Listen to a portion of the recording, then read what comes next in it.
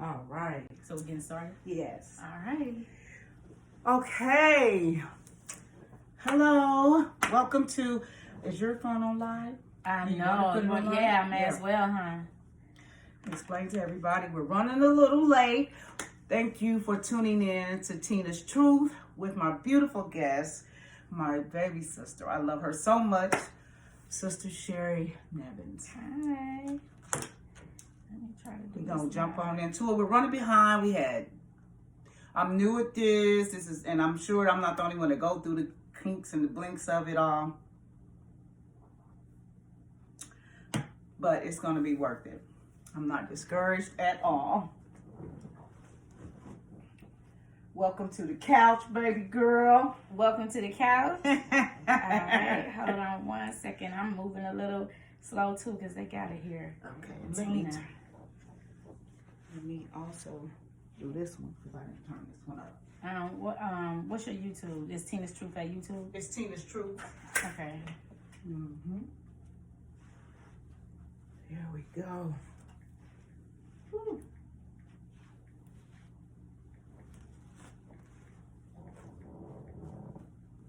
All right, let's do it. So, Okay. You want me to put it up there? can you or Sure. what? You got it. It don't matter to me. Yeah, Want it whatever up there? is better. You tell me. Well, Is at it least too- we can get it close up one with that one. You see what I'm saying? We can keep that, and I can forward you this too in the Okay, future, fine. so it can be closer. You want it Thank right there? Yeah, Right at the bottom? yeah. Let me Okay. start the live. All right. Okay. So, welcome to Tina's Truths. And thank you for my guest again, Sherry Nevins. So I'm going to dive in. We had difficulty. Sorry for being late. But these things happen. And I always say that things happen for a reason. So actually not late. We're right on time. Right on time. Right on time. Absolutely. So it is what it is. So and it's supposed to be. woosah, sis. I know Exactly. you a detailed person like me. You had a lot going on, so just we here. Yes. We can get it together. Bring it Exactly. on. We'll get it together. But we are happy to be here. We're going to talk about a lot. We're going to talk about a lot of things. And first off, let's talk about how you and I met. If you remember. If I I can know sink it in was through Makia, right? It was. Okay, it was through Makia. I remember back in the day when Key was doing a lot of hair. Mhm. Of course, I was always hanging around at their house, and you came on the scene. And when you came on the scene, Makia adores you still. Yeah. But yeah, Makia was just like, Tina, and she was just all about this truth that you was sharing to her. She was learning so much from being around you. So yeah, I was like, when I seen you, and plus you so pretty. So when I seen you, I was like, dang, she's pretty and smart. So yeah, that's how I remember us meeting through Makia. Yes. What's up, Key? Me too. I know. Shout out to Key. Yeah, we did meet down the basement. She was getting it in even then. Yes. Even then. Yes, even yes, then. Getting it in even then. Mm-hmm. So a lot has transpired. And then we lost connection. You moved to Atlanta. I moved to, you know I what? I hadn't moved seen to you New in like York. forever. I moved to New York first. See, I didn't even know that. Yes, I moved to Jamaica, Queens, New York, 150th Rockaway Boulevard. What y'all know about that? But I moved to New York because I was wilding, right? Because my mother and father didn't prep us for college.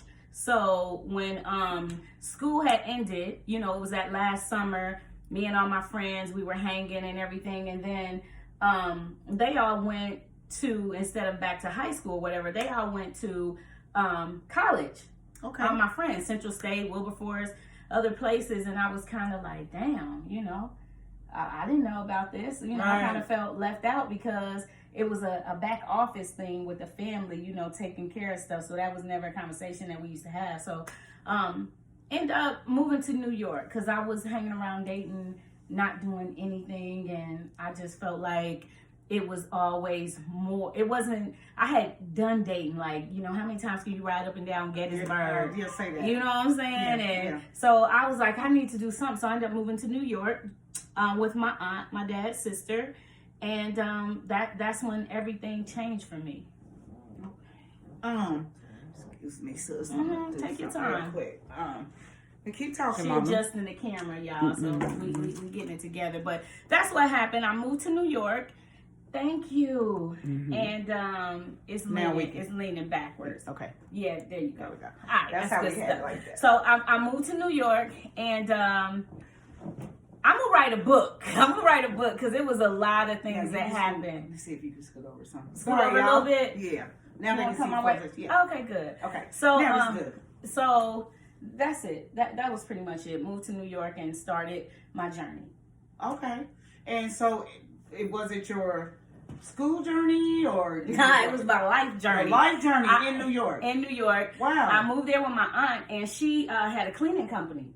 Oh. And she had really high-end contracts with a lot of Jewish people and, different homes that she had cleaned and had been cleaning. So she allowed me to, get in and help her, and she would pay me. Yeah. So from there, she started paying me, and I started discovering. I found a job, and it was near the projects in Jamaica, Queens, which was cool because it kind of reminded me of home. Right. She didn't live in the projects, but where I worked at. Okay. Rochdale Mall. That was the name of the place, Rochdale Mall.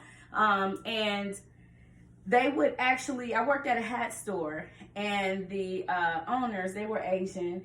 They would, we work, and then management throughout the entire mall would give the store owners tickets to go, for their employees to go every Wednesday on amateur night to Apollo. What's that thing that Steve Harvey hosts?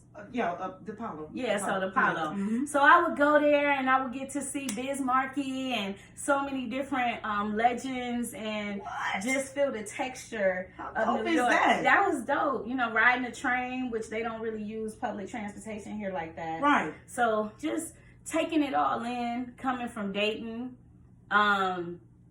just was like a little girl in the Wizard of Oz. Like it was a different experience, and it let me know that I was right. It was definitely much more to life, at least mine. Absolutely. Than My experience in New York was, of course, was on some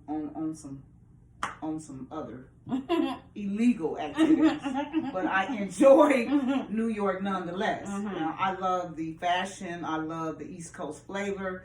I loved everything about it. I got a chance to shop, but it was mostly business when we went up there. It was like, a couple of the New York guys would come down here, and we went up there.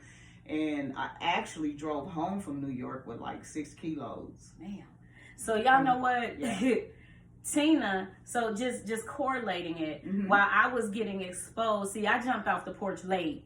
My mother and father, but my mama wasn't having it. Like, I was her housekeeper, you know what I'm saying? I was her babysitter. So, yeah. I was trying to do things. I never got the bus stop and the Palladium experience. A little bit. I snuck out a couple times for a Palladium. Oh, okay. But I never had those backstage, experiences. And those are like clubs and stuff and skating rinks and stuff in Dayton. So I jumped off the porch late. So while I was experiencing New York trying to figure it out, sis was moving weight. It was moving weight in New York. I'm saying that it was the guy that I was with. You know what I'm saying? They were, but I was their with woman. them. You understand what I'm saying? And so we just, of course, I was one of those what you would call ride or die. So I'm up there. We was hustling. It was their money. We had to count money, and it actually was even a time when a couple of guys in New York would come in, pose as the task force. That was going on a lot. Yeah, and they tried to, one of the guys had tried to say that it wasn't the money, that wasn't it, and I'm running my mouth, and it kind of got kind of crazy up there, and we didn't know anybody, but yet and still, I still was trying to hold my own, and I did. Yeah. But by the grace of God, we left up out of there with our lives. Good. Because truly, it had got kind of ugly a couple of times we had went up there. I'm sure. Yeah, but that, that's something I never knew, and that's something that I just knew you as little Sherry. Just pretty, and I just thought you were so awesome, so dope.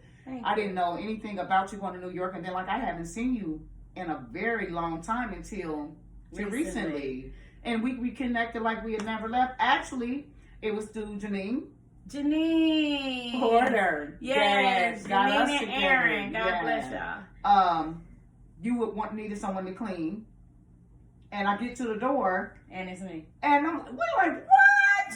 Like, and then wasn't that something? That was God. I'm so glad. Yes. You know that she was obedient, Yes. instrumental to putting us together. Absolutely. But kind of like digressing on what you just said about you just knew me as Little Sherry, Pretty Sherry. It's so funny, y'all. Like when you growing up, you don't think you are as pretty as people may think. And I know I grew up with brothers.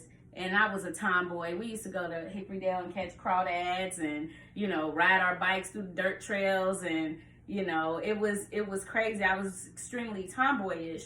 And then when I tried to start discovering myself, when I noticed, like, damn, she look pretty. She ain't got her knees ain't all scuffed up like mine. You know, like, I want that. I started discovering my, you know, me being feminine. Yes. And when I did, you know, because of dark skin, because of, at one point in time, you know, dark skin wasn't a good thing to be. You know what I'm saying? Light skin was what the preference was. You know what I mean? Isn't that crazy? Isn't that crazy? And I never even wanted to be this color. Really? My mother is not my color. So many of my friends say that. My mother is not my color, so I wanted to be like her. And my brother was, and so I just always looked at it like, if I get a sore, it's going to show up more. I just didn't understand the hype about being, you know, brown, because I'm, you know what I mean, a light brown. Yeah. And I have some yellow bone friends that are yellow bone, you know, yellow bones. Yeah. But I never even, you know, got that kind of whatever that was. I didn't even get it. I didn't understand it. I thought it was the dumbest thing in the world because I thought my mother was the most beautiful thing on the planet. And she's your color. Mm-hmm. That's so you know interesting. What I'm saying? Yeah, and that's something that's interesting. All of that's just us being bamboozled. You know what Absolutely. I mean? That's a slave mentality. Yes, it you is. know, turning us against each other because we are all one and the same. What was that rap song? I think it was Jay-Z who said basically, or Kanye, one of them about no matter what, you can have a Benz or whatever, but at the end of the day, you still a nigga in a Benz. You know what I mean? Like just being real. So that was just a thought that you triggered. So. Moving forward for me, after I moved to New York, it was such a great experience while I was there. And y'all know how I love my family. So at the time, my mom and dad, you know, they God bless them, they raised all of us, same parents in the same household. Mm-hmm. And we didn't live in the projects, but we always lived near the projects or close. All of our friends were, you know, similar to us. And I wanted to do more for my brothers and sisters, you know, by me being second to the oldest. So when I went to New York, I was saving up all my money to buy stuff for them, the latest shit. Back then, Ewings were out and all kind of, you know, fly stuff. So I was saving up all my money and I caught the Greyhound. Lord, I'll never do it again. That was a 17-hour ride on Greyhound. And I was so young. I had my 21st birthday in New York, but I looked a lot younger when I was, you know, so it was like a little baby. So did all of that, came back home to help my family out and ended up getting in a relationship. Rick Bergen. I used to date Rick Bergen. For all of y'all that know him, you know, I know y'all knew he was a good guy and unfortunately he was murdered. I'm so sorry. Man, it was crazy. But some people he knew from high school came in to his house and they end up shooting and killing him, robbing him, and he ended up passing away. I'm so sorry. Yeah, thank you. It was traumatic, you know. It is. I've been through it several times. Yeah, I've been through it several times. People that I was with that got murdered. It is very, very traumatizing. It devastated me. That was devastating. It is very devastating, and it's so many other women that have that same story. That have the same story. You know what I mean? Fred Bird was murdered at the Napoleon's. I was with Chris George. He got killed on Shannon with a girl named LaRon Scales. And it's just a lot. It is. It's devastating. It is very, very, you know what I mean? It's to get the call and man. All that. Yeah. And my daddy gave me the call, right? So my dad is from Tuscaloosa, Alabama, and he is like a James Evans daddy. Yeah. You know what I'm saying? So I'm chilling.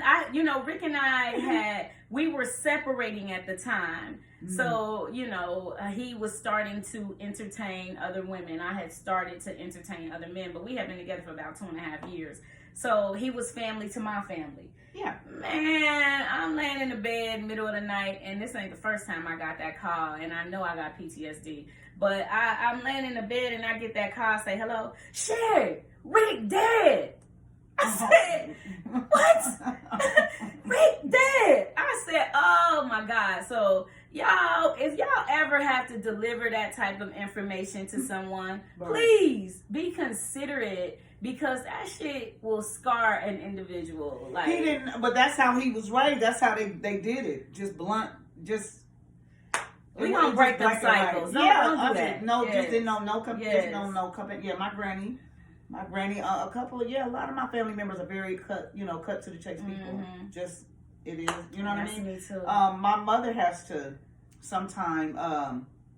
Well, Tina, you know, when you're born, you're gonna die, and it's just been so many times that I've been like, I know that, without being, you know what I mean. Like, Mom, I'll talk to you later, because I know that. Right. I'm saying though, I'm hurting. I'm going through it right now because I've just lost my spiritual mother and my godmother, who I have posted. At 14 years old. So both of them died in the same month, and I'm still, processing that. And so, and then what people need to realize is that people can only give you what they have. It don't mean that my mother don't love me or that she's not feeling my pain or whatever. She just don't, she's only giving me what she had. So that's her way of sharing with me in her own way that it's going to be okay, get through it. But the way her deliverance is, and I'm very sensitive, I know that when you live, you're going to die. But you don't have nothing else to say. I'll talk to you later. Right. But, and it's just, that's what I mean. So it's just so many people. But I have quit holding people hostage for that. People are who they are. What I do now, like I said, even with my own mother, I get off the phone, and because I know she don't know, and then when it's another time, I'll go to her and say, Mom, that bothers me when you say that. You know what I'm saying? So, and she was like, well, I wasn't trying to hurt your feelings. And I know that then her feelings get hurt. Mm-hmm. So you got to learn. You have to learn. They say, pick your battles, choose your battles. Absolutely. Yeah, that's good. Absolutely. So, yeah, that they didn't mean any harm. So, okay, moving forward, you have any children? I do. Yeah, so I have a son. I love my son so much. I just have one child. I pray to God for my son, right? Because some women, we know a lot of women who are very fertile. Yeah. I mean, I know people that got like 5, 10, 12, 13 kids. No, like, for real. Real shit. So every time they get looked at, they get pregnant. So I prayed for my son. And I was married to his dad. I had my son. So let me share this with y'all. This is some things that, the whole status was saying, so you can understand why we do the things that we do, right? Mm-hmm. So when you know somebody's history, when you know where they come from, you can understand them a lot better. A lot of us are very judgmental and racist even towards each other. You know what I mean? But you have to be able to just take the time and remove self and understand other people and why they do the things that they do. Like, so that's another conversation, because I've had to learn how to do that. But as far as my son goes, my son is 19. He's a wonderful, wonderful individual. He came from good stock. You know what I'm saying? So my son is awesome. Funny, y'all, I got pregnant with my child, of course, from his dad, my ex-husband, and I was pregnant with Caleb, and I wanted a child so bad. I did everything right, baby. You would not catch me in no regular t-shirt, squoze over my belly. I was going to motherhood, everything. I had my little heels. I read all my books, Lamaze, everything. Like, I said, this is going to be perfect. Prayed over my child every day, all of that stuff, because I wanted to do things right. And I did. And then it came time for me to have him. And honey, my water broke. And I was in labor for 19 hours. Shut up, Sherry. 19 hours. And what happened was... Wow. Yeah, that's what I said. So what happened was because I had no water, it wasn't cushioned. And the contractions would start to press up against my baby's brain. Oh. So eventually they said, it's time. We're going to have to give you an emergency C-section. Right. And I promise you, that thing when they say having a child is like being really close to death. Mm-hmm. Oh my God. I was so scared. If I could have rewound and it never happened again, I would have. Like, I was really scared at that time. So anyway, had my child, all is well. Fast forward, my best friend, shout out to you, Ron, who was actually my boyfriend at one time in life, but he's family now for over 30 years. So Ron, he had a car lot, and we were packing up at the end of the day. I used to help run it and manage it, and we were going out to eat afterwards. And my son Caleb was 4 years old at the time. He was in the car lot, right? So I said, Caleb, stay here, I'm getting ready to move the car, come back. Baby, now this is considered trauma right here. When you roll up, because I was bringing another vehicle back onto the lot, and the headlights show your best friend in the car, panicking, looking around. I put it together. He was like, what's that? And your child lodged under the bottom of the car, kicking, but in the middle of the car, under the car, stuck. What? He had backed over my child. Oh, Sherry! Sherry! He backed over my baby, but still he my best friend. It was an accident, right? Right. So immediately I kicked into gear as a mother, slammed the car in park, ran over there and dove under the car to reach and pull my child out, but he was stuck. The car was on my baby, right? So Ron panicking, he told the mechanic to go get the jack so they can jack my baby up. But my child is under there, and the clock was ticking. I didn't know what was going to happen. So the strength of a mother, y'all, I ended up pulling my child from underneath the car. He delirious, blood coming from his head. His eyes rolling. I'm like, oh my God. Pete, like, they said, call the ambulance. They like, no, we're going to drive you. So the whole time, it's literally like a movie. I'm rocking my baby. Stay with me, Caleb. Stay with me. You still want that train track? You still want them? And he was out, but he had come back in.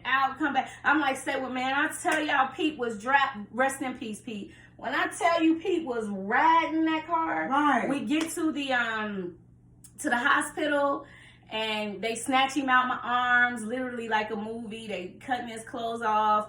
They didn't let me stay in there, and they told me I had to leave, and they kept saying how strong he was because he was just out of it, and they couldn't control him. They had to strap him down. Anyway, fast forward, he had to get stitches in his head. It had done some other things, but the main thing was the stitches in his head. But then they say, you know what? We need to have you come back. We have to have another conversation with you. And I'm like, what? My son, they discovered a pre-existing tumor on his brain.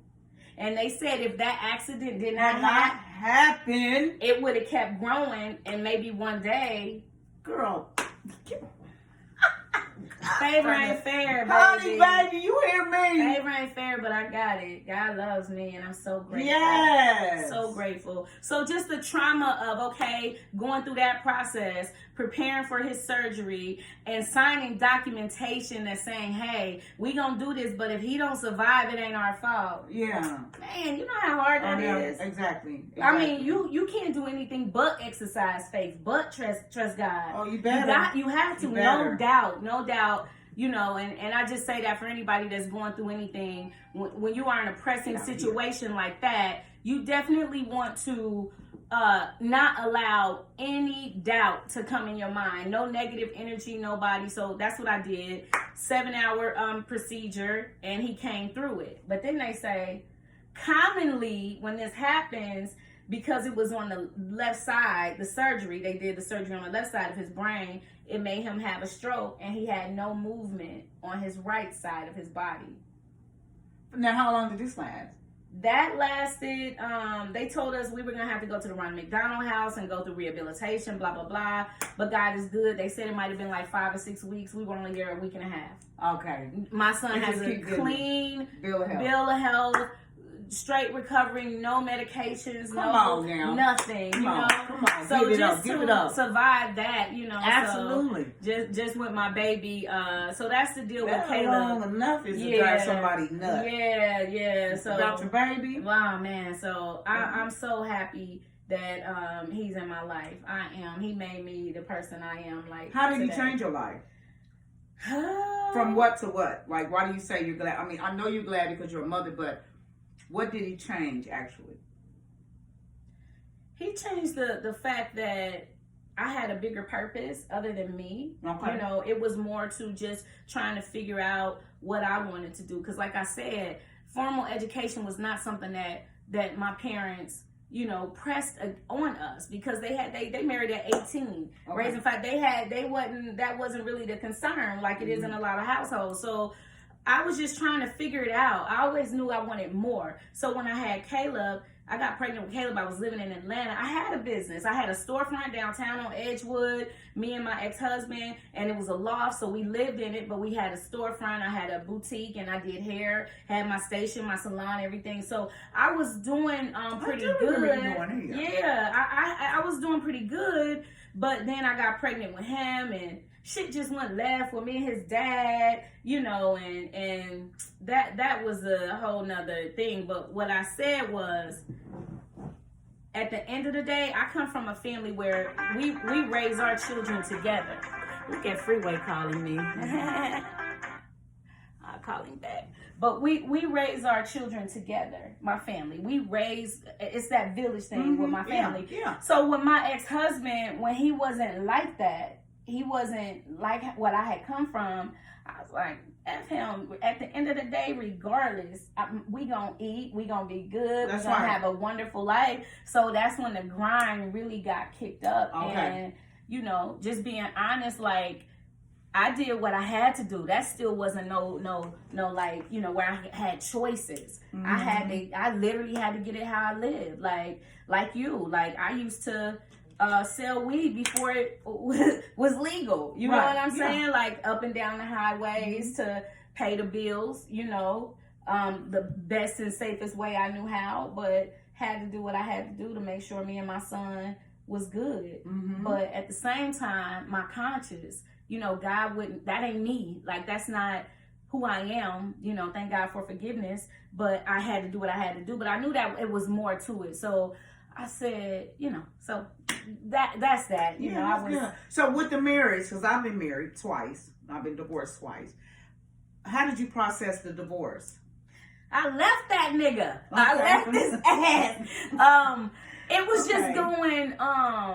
Because divorce is like traumatizing. It's traumatizing, and it's like a death.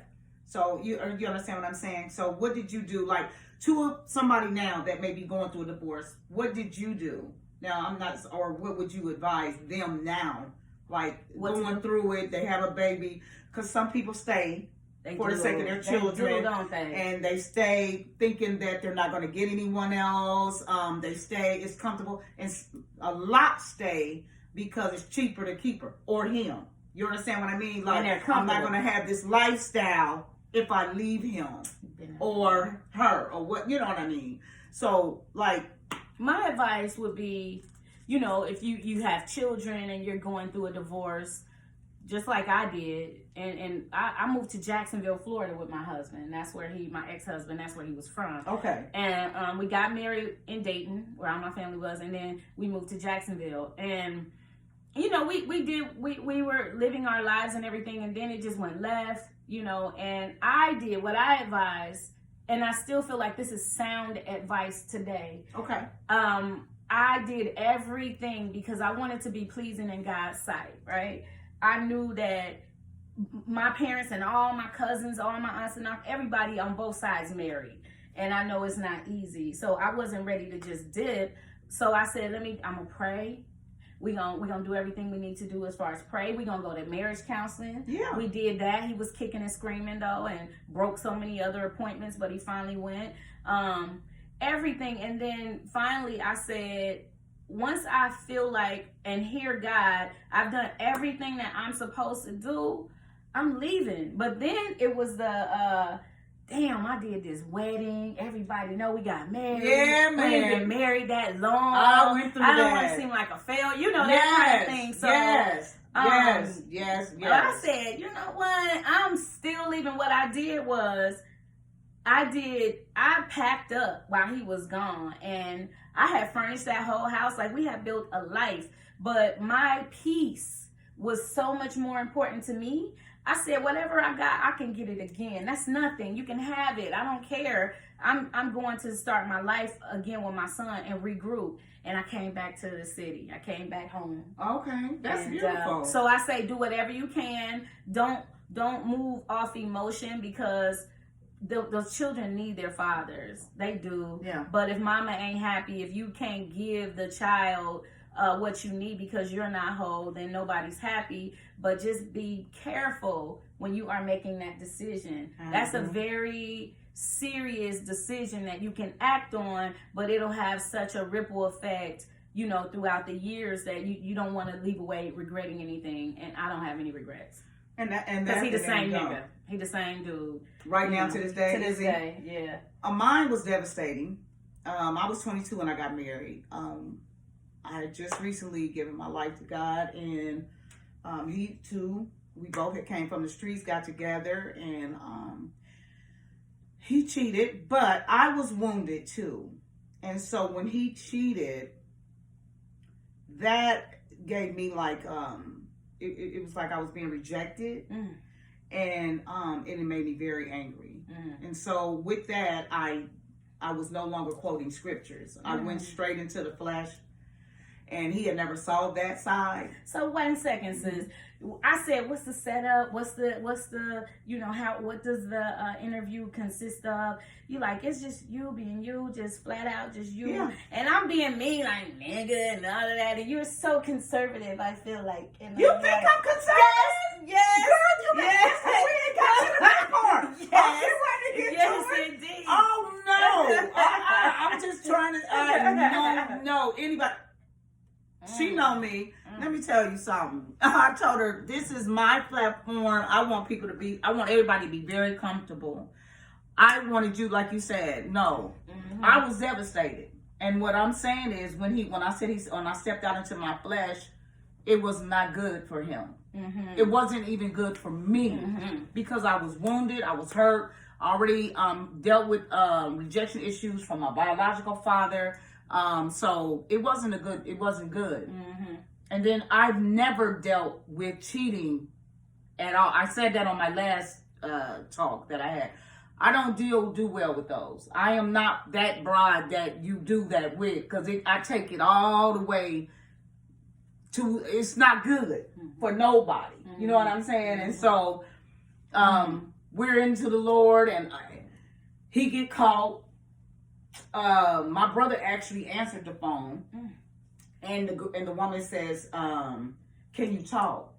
And so my brother on the phone looking dumb. I'm like, "Who is it?" Because at that time I'm braiding hair, so I'm thinking I'm like, "Who is it?" And he like, whatever. So I'm busy cooking because he's getting ready to come home. So I always made sure dinner was done, bath water was ran, house was clean, and I wasn't looking a hot mess. That's just what I saw. You know what I mean, with my mother. So I patterned my life after that as well, to make sure that I looked, I wasn't looking crazy around the house, because a lot of time, changing it up a little bit, we get comfortable after we get married and start looking all crazy. You understand what I mean? And I didn't do that. The same thing it took for me to get him, I wanted to keep him. However, none of that worked, because he cheated anyway. I mean, I'm not saying that I don't operate like that now, because I did in my second marriage as well. But that, even though I was doing all of that, he still cheated. And when my brother said, when he got off the phone, he just had a really, really strange look on the face. I'm like, "What's up?" He's like, "Man, just come here, let me talk to you for a minute. Like, just sit down." I'm like, "Man, what is going on?" Because now by this time, I'm like, "What is going on?" And he said, "Man, that was some girl talking about, can we talk?" I said, "What?" And he was like, "But Stacy." I'm like, "No, I know what you're saying." I said, "Oh, really?" Now, mind you, he on his way home. I think my husband was probably about 20 minutes on his way home. By this time, Sherry, I'm talking about, listen, I mean, it's like everything went out the door. So I told my brother, you got to go. He's like, no, I'm not leaving. I'm not leaving. I'm not leaving. You know what I mean? Like, just chill out. You know what I mean? So here come my husband. This fucking boy showing all 32 dumbass white teeth. So the bath, like I said, the bath water was ran. His clothes would already be set in there. If he wanted to take a bath or not, it was his choice. It was always ran hot. By the time I thought he would be there, it would still be, you know, whatever. So I'm cooking the food, and he says, what's up? And I said, let me talk to you for a minute. So we go in the bedroom, and I said, some woman called, blah, blah, blah. And he grinning. Now, at this time, I didn't know that he when he's nervous, he grinned. But it was the wrong thing to do with me. Because what's funny? Because you don't even know what's, you know what I mean? Like, so, what? I don't even know. Listen, man. For her to say, can you talk? That means this done call my house. This tramp done call my house more than one time. You feel what I'm saying? So I'm begging you to tell me the truth. Now, at that time, I wanted to know the truth. But did I really want to know the truth? Because if he had said the truth right then, I know that I probably would have did something. You understand what I mean? Like, when you say I want to know the truth, I wanted to know the truth, but I was still going to act the fool anyway. But I ended up fast forwarding. He ended up denying it, and I ended up, I had put some water on. I said, this nigga keep laughing. So by this time, I had Clorox, ammonia, and I had some boiling water on the stove. And I'm like, I'm glad because he was in there getting dressed. I said, let him come out here. My brother like, man, chill out. Man, oh my God. Like, he in there telling like, man, let's just go. No, keep grinning. Because I want you to think it's funny. You know what I mean? You got fucking calling my house, though? You know what I mean? For really?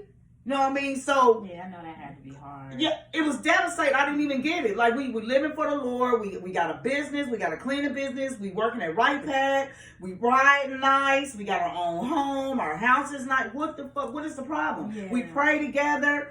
I don't know. I didn't get it. Well, I didn't understand. You can agree with me by us being seasoned that it don't matter. Like you can bring tables to the table. You can do everything tables right. to the table. Everything right, and it don't matter. It's just unfortunately some people just are in different places at different times. You know, like it don't. You know, they'll get it later. It's like, you know, the one that got away kind of thing for a lot of people. It's unfortunate, but it's the truth. And I love him.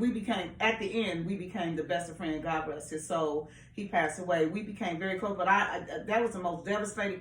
He didn't want to know counseling. He didn't want. Now, mind you, he cheated.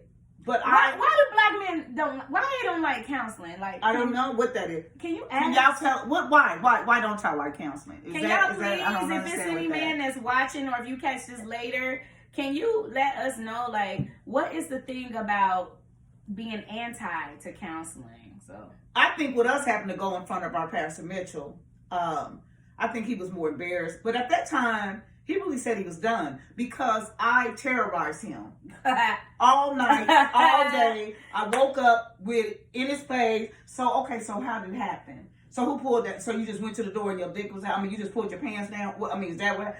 He's like, listen. You know what I mean? Like, I prayed. I've asked for forgiveness. I've asked you forgiveness. I'm not going to go through this every single day. I can't take it. I'm like, okay. I said, well, I'm going to go cheat then. He's like, well, no, that ain't going to happen.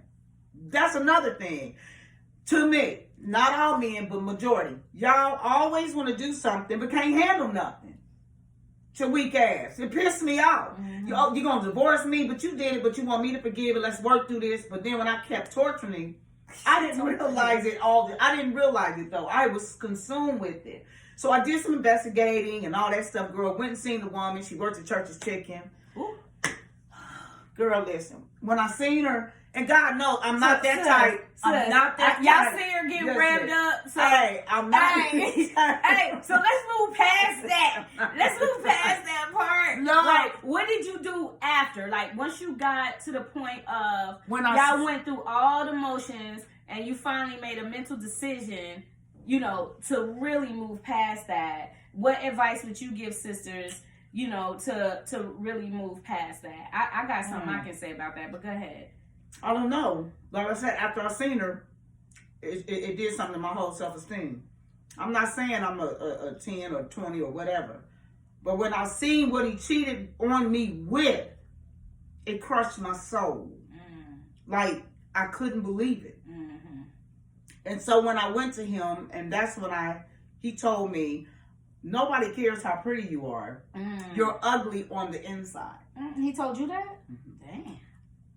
And that was, at that moment, is when I realized, I don't care how bad, how big your booty is, how whatever you get tucked and bucked or whatever, it doesn't matter. Like I said, he was done, and he did what he did, and he, like he said, he wasn't happy because I made him feel less than. Because my words, when we argued, because, life and death's in the power of the tongue, and I spoke death on that man all the time. I mean, not literally like die, but I mean, just negative. Because I was hurt. Hurt people. Hurt people. And when he would do something to hurt me, my defense mechanism was to destroy you with my mouth. And I did that. And not knowing that I was wounding him even more and more, and that's why he was dipping on. No, I'm not saying that's why. He did what he wanted to do when he wanted to do it. But I'm sure me tearing him apart with my mouth did not help my marriage. Right. Because he wasn't used to anybody talking like that. And I get very, very low. So my advice is, for one, talk to people. Do unto others. Bottom line, the golden rule, do unto others as you would have them do unto you. I didn't want him talking to, I don't have that in me anymore, though, because I'm healing. But I was wounded. Even though I was walking with God and we was going to church, I was still wounded. There were crevices all in my heart and my soul that had been tore apart. You understand what I mean? So he's talking about a female that's been molested. I've been raped. I've been abused. Before I got to him at 22, we're talking about the horrific things I dealt with at 15, which you know about because I spoke about it on my Facebook page. But so from 15 on, I had already been through some horrific things. So by the time I got to him at 22, it was still there. It was just suppressed. You don't understand what I'm saying? It hadn't been addressed. So all of those things me and your subconscious and moving forward is triggers. Things you can, keep living. You have triggers and be back in that same state again. So now the interview done turned around. Let me ask you a question. Okay. So, and we can digress a little bit before we wrap up. But now that, you've done all of that and a lot of the things that we've gone through made us the people we are today, which is what we're talking about on the status, understanding why people do the things that they do.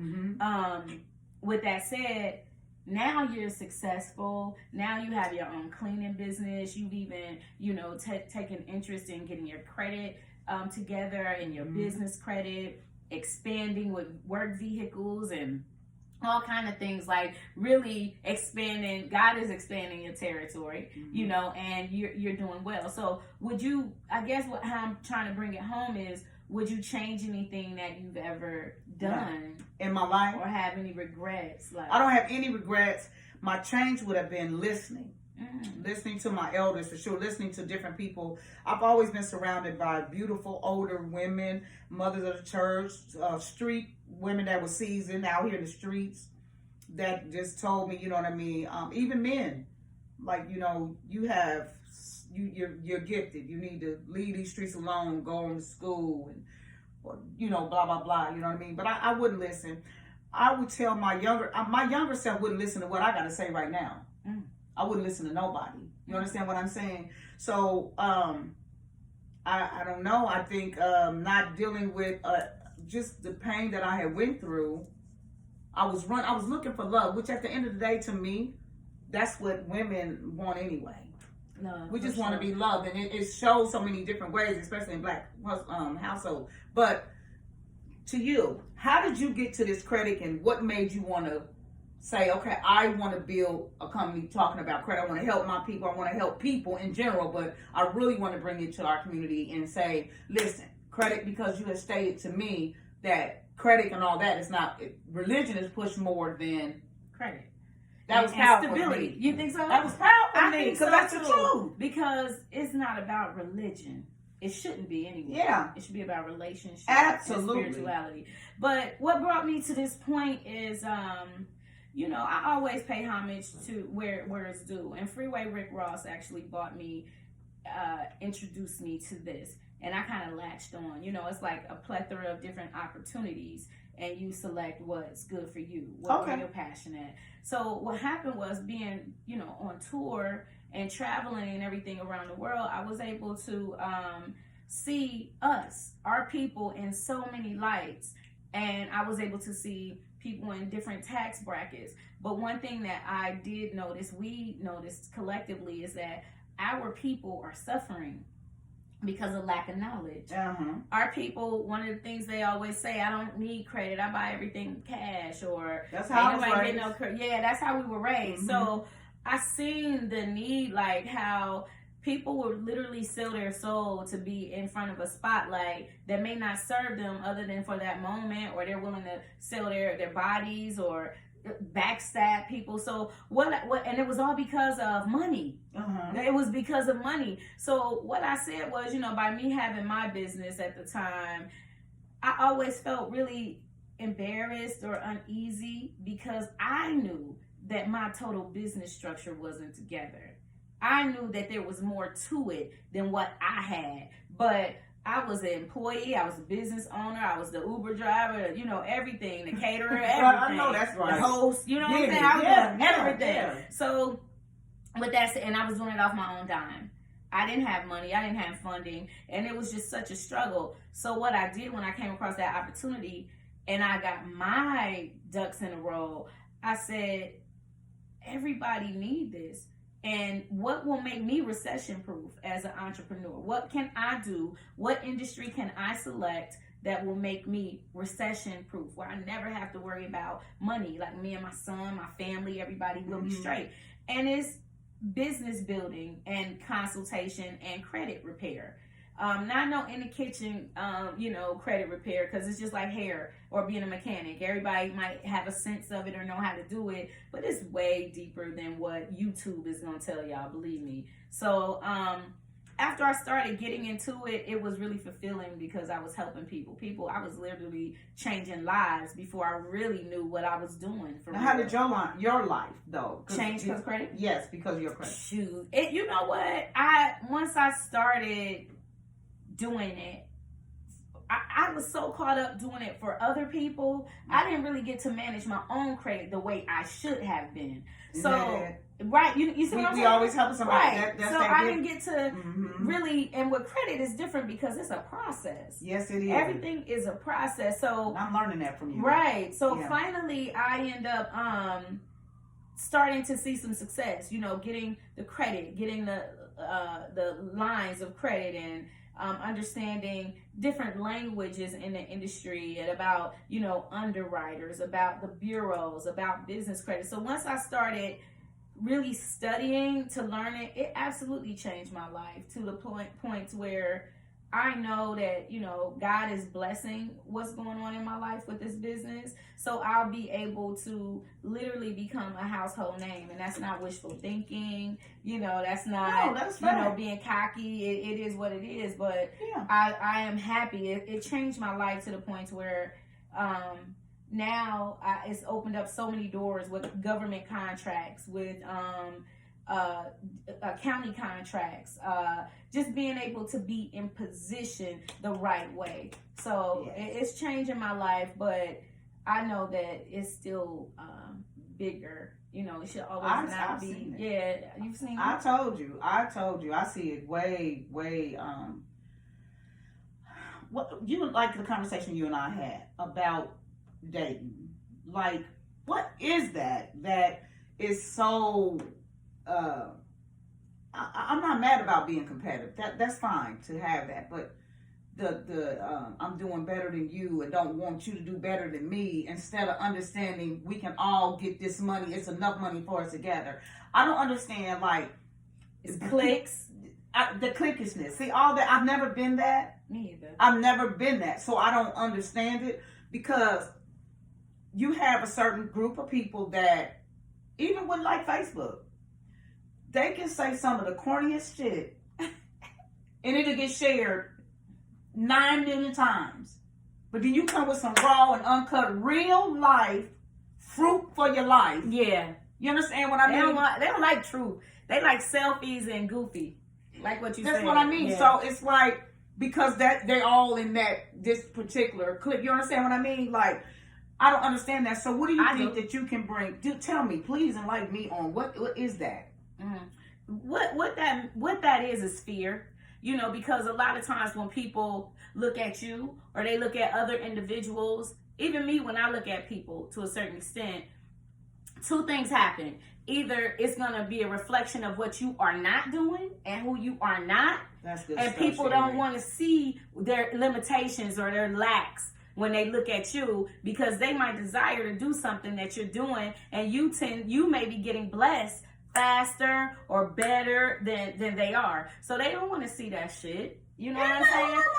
They don't want to root you on. Now me, when I see someone doing their thing, I'm like, heck yeah, she is doing it or he is doing That's it. right. Let me go. I'm going to work later. I'm going to do more. I'm really going to go over my checklist. Like, that's how I am. Like, the hat goes to the back, and I'm trying to figure out what I can do more to get.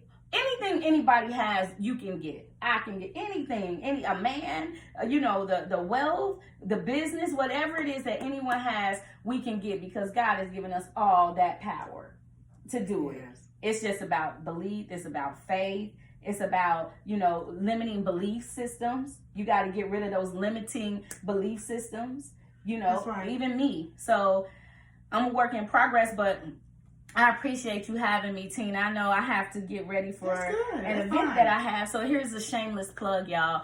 On when is it? The 22nd, 2/22/22 at the library, Westgate Library on Abbey Avenue. Yes. I'm having a seminar. It's going to be an awesome realtor there, an awesome tax preparer, and myself.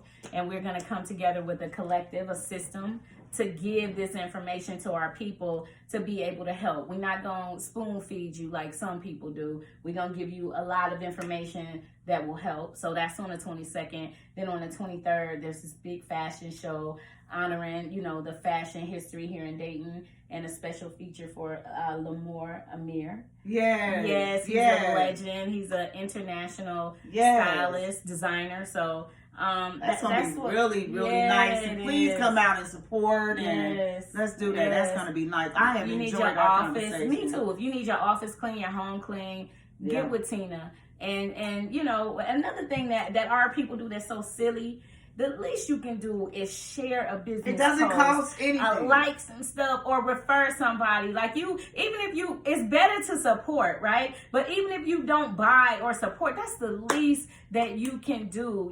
Make a referral. Now I hear y'all saying Black people customer service. Our customer service needs improvement, which it does. Our service does, and we need to get better, but that comes with investing in yourself, coming to seminars, going to webinars, paying, investing in yourself. You have to, so you can get up on game. But that's pretty much it for me, Tina. I'm so grateful that I am too. But my company is Safe Haven Cleaning Company, and we do it all from wall to wall. I have a business page. Please go and like.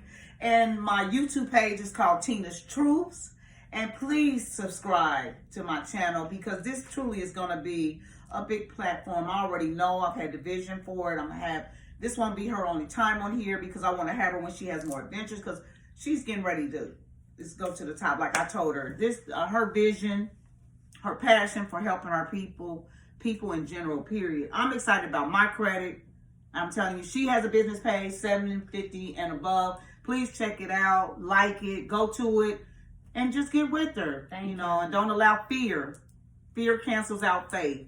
So, and God is not giving us a spirit of fear, but a spirit of love, joy, and of a sound mind. And that will sum it up with Tina's Truth, this segment. I'm going to have some men on here. We're going to be getting on why do men cheat. Yeah, so we gonna get, I can't wait to hear this, you know what I mean? So. We love y'all. Have a blessed day on purpose. Thank you so much. And thank you. I love you. I love you so much. Have a blessed day. Thank you both. Everybody. Peace.